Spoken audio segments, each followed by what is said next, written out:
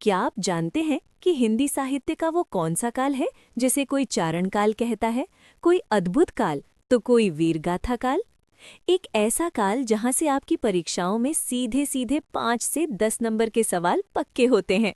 नमस्कार दोस्तों, हिंदी साहित्य के इतिहास की हमारी सीरीज में भाग 1 और भाग 2 की सफलता के बाद आज हम शुरू कर रहे हैं अध्याय 2 आदिकाल। आज का ये वीडियो कोई सामान्य क्लास नहीं है। मैंने पिछले कई सालों के पेपर्स का विश्लेषण किया है और आज मैं आपको सिर्फ वही गोल्डन पॉइंट्स बताऊंगी जो सीधे आपकी परीक्षा में छपने वाले हैं। चाहे वो सिद्ध नाथ साहित्य हो, रासो काव्य की प्रामाणिकता हो या अमीर खुसरो की पहेलियां, हम सिर्फ वही पढ़ेंगे जो एग्जाम की दृष्टि से मोस्ट इम्पॉर्टेंट है। तो अगर आप भी इस बार अपनी परीक्षा में एक भी प्रश्न गलत नहीं करना चाहते तो चलिए शुरू करते हैं आदिकाल का ये आदिकाल वीरगाथा काल।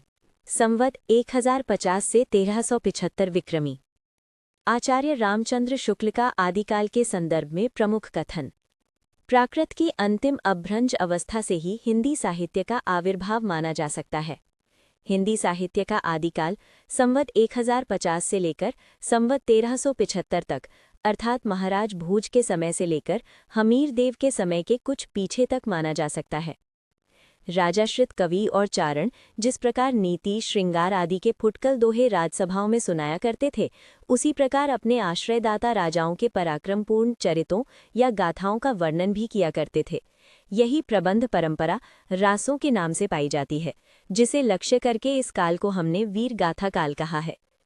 अभ्रंश नाम पहले वल्लभी के राजा धारसेन द्वितीय के शिलालेख में मिलता है, जिसमें उसने अपने पिता गुहसेन विक्रम संवत 650 के पहले को संस्कृत, प्राकृत और अभ्रंश तीनों का कवि कहा है। सिद्धों की उद्धृत रचनाओं की भाषा देशभाषा मिश्रित अभ्रंश या पुरानी हिंदी की काव्य भाषा है। पुरानी हिंदी के व्यापक काव्य भाषा का ढांचा शौरसेनी प्रसूत अभ्रंश अर्थात ब्रज और खड़ी बोली पश्चिमी हिंदी का था। डॉक्टर रामकुमार वर्मा ने अभ्रंश भाषा के प्रथम कवि स्वयंभू को हिंदी का प्रथम कवि माना है। स्वयंभू ने अपनी भाषा को देशी भाषा कहा। स्वयंभू को अभ्रंश भाषा का वाल्मीकि तथा व्यास कहा जाता है। प्रारंभिक हिंदी का नामकरण करने वाले विद्वान चंद्रधर शर्मा गुलेरी, आचार्य रामचंद्र शुक्ल, महापंडित राहुल सांकृत्यायन, भोला शंकर व्यास।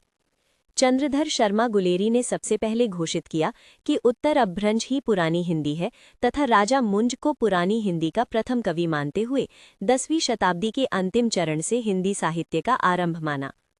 आचार्य रामचंद्र शुक्ल ने अभ्रंश को प्राकृत आभास हिंदी यानी प्राकृत रूढ़ियों में बद्ध हिंदी कहा तथा 993 ईस्वी से हिंदी का आरंभ माना। भोला शंकर व्यास ने हिंदी के आरंभिक रूप को अवहट्ट नाम दिया। महापंडित राहुल सांकृत्यायन, केदारनाथ पांडे ने अभ्रंश को पुरानी हिंदी नाम दिया तथा अभ्रंश व प्रारंभिक हिंदी के सभी कवियों को हिंदी के कवियों के रूप में मान्यता प्रदान की। आचार्य हजारी प्रसाद द्विवेदी ने हिंदी साहित्य का आरंभ भक्ति काल से माना है।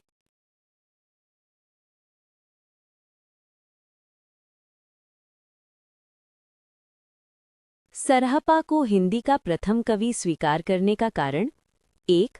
वर्ण विषय एवं चेतना की दृष्टि से, 2. सिद्ध साहित्य ने परवर्ती हिंदी साहित्य के विकास के लिए आधार भूमि तैयार की, 3. शैली परंपरा के विकास की दृष्टि से। आदिकाल कालीन हिंदी साहित्य का वर्गीकरण। अपभ्रंश साहित्य, सिद्ध साहित्य, नाथ साहित्य, जैन या रास साहित्य, चारण या रासो साहित्य, लौकिक साहित्य, गद्य साहित्य। हिंदी की प्रथम रचना।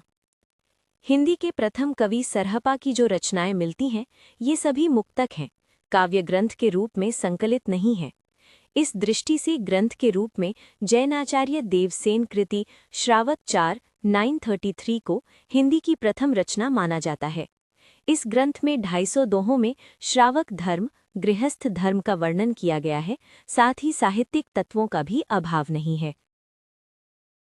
अपभ्रंश साहित्य। अपभ्रंश साहित्य के प्रमुख कवि स्वयंभू, पुष्पदंत, धनपाल, जोइंदु, अब्दुल रहमान, जिनदत सूरी, राम सिंह। शुरू करते हैं स्वयंभू से। स्वयंभू की रचनाएं पौम चर्यू, रिट्ठेरेमी चर्यू, पंचमी चर्यू, स्वयंभू छंदस। स्वयंभू को जैन काव्य परंपरा का प्रथम कवि माना जाता है। इनका जन्म 783 ईस्वी में कर्नाटक में हुआ था। ये अपभ्रंश साहित्य के वाल्मीकि माने जाते हैं, जबकि भोलाशंकर व्यास ने इन्हें अपभ्रंश साहित्य का कालिदास माना है। स्वयंभू का पौम चर्यू 5 कांड में विभक्त है और अपूर्ण प्रबंध काव्य है, जिसको इनके पुत्र त्रिभुवन ने पूरा किया था। इसके प्रथम कांड का शीर्षक विद्याधर है। साहित्य की दृष्टि से पौम चर्यू श्रेष्ठ काव्य है, जिसमें राम का विस्तृत वर्णन जैन परंपरा के आवरण में हुआ। इसकी रचना कड़वक बद्ध दोहा चौपाई शैली में हुई। इस ग्रंथ की रचना उन्होंने धनंजय के आश्रय में की। रिट्ठेनेमी चर्यू में कृष्ण गाथा का वर्णन है। टिप्पणी: स्वयंभू के पिता का नाम मारुति देव तथा माता का नाम पद्मिनी था। पौम चर्यू में 90 संधियां और 5 कांड है। स्वयंभू ने 83 संधियों की रचना की है। शेष की रचना इनके पुत्र त्रिभुवन ने की। स्वयंभू ने चतुर्मुख को पद्धड़िया बंध का प्रवर्तक तथा सर्वश्रेष्ठ कवि कहा है। अब देखते हैं पुष्पदंत को। पुष्पदंत की रचनाएं महापुराण, नए कुमार चर्यू, जस हर चर्यू। पुष्पदंत का आविर्भाव 10वीं शताब्दी माना गया है। इनका उपनाम अभिमान मेरु था। पुष्पदंत पहले शैव थे, बाद में अपने आश्रयदाता के अनुरोध पर जैन हो गए। पुष्पदंत अपभ्रंश साहित्य के व्यास माने जाते हैं। डॉक्टर भोलाशंकर व्यास इन्हें अपभ्रंश साहित्य का माघ, भारवी, बाण और भवभूति मानते हैं। महापुराण 63 महापुरुष गुण अलंकार प्रबंध काव्य में 63 जैन तीर्थकरों के चरित्रों का आख्यान 20,000 पदों में किया है। इसे जैन पुराण की संज्ञा भी दी जाती है। पुष्पदंत को हिंदी का भवभूति कहा जाता है। पुष्पदंत ने स्वयं को अभिमान मेरु, काव्य रत्नाकर, कविकुल तिलक आदि उपाधियों से विभूषित किया है। परमात्मा प्रकाश और योग सार नामक रचनाओं से अपभ्रंश साहित्य में दोहा काव्य परंपरा आरंभ होती है। अब्दुल रहमान की रचना संदेश रासक है। संदेश रासक प्रथम धर्मेतर रास ग्रंथ है। देशी भाषा में लिखित किसी मुसलमान कवि का प्रथम काव्य ग्रंथ संदेश रासक है। ये संदेश काव्य परंपरा का 3 प्रकरणों में विभक्त 223 छंदों का सुंदर खंड काव्य है। राम सिंह के पाहुड़ दोहा में इंद्रिय सुख और सांसारिक सुखों की निंदा की गई है तथा त्याग, आत्मज्ञान और आत्मानुभूति को महत्व दिया गया है। जॉर्ज अब्राहम ग्रेयसन ने आदिकाल अंतर्गत 9 कवियों को शामिल किया, जो इस प्रकार है: पुष्य कवि खुमान सिंह, केदार, कुमारपाल, अनन्यदास, चंद्र, जगनिक, शारंगधर एवं भोजराज। मिश्र बंधुओं ने मिश्र बंधु विनोद के प्रथम संस्करण में प्रारंभिक काल 700 से 1444 विक्रमी के अंतर्गत 19 कवियों को स्थान दिया। ये 19 कवि इस प्रकार हैं।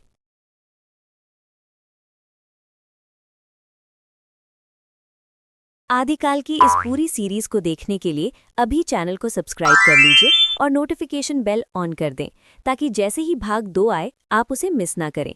अगर आज की क्लास पसंद आई हो तो कमेंट में पार्ट 2 ज़रूर लिखें, ताकि मुझे पता चले कि आप अगले वीडियो के लिए तैयार हैं। मिलते हैं अगले भाग में, तब तक के लिए नमस्कार।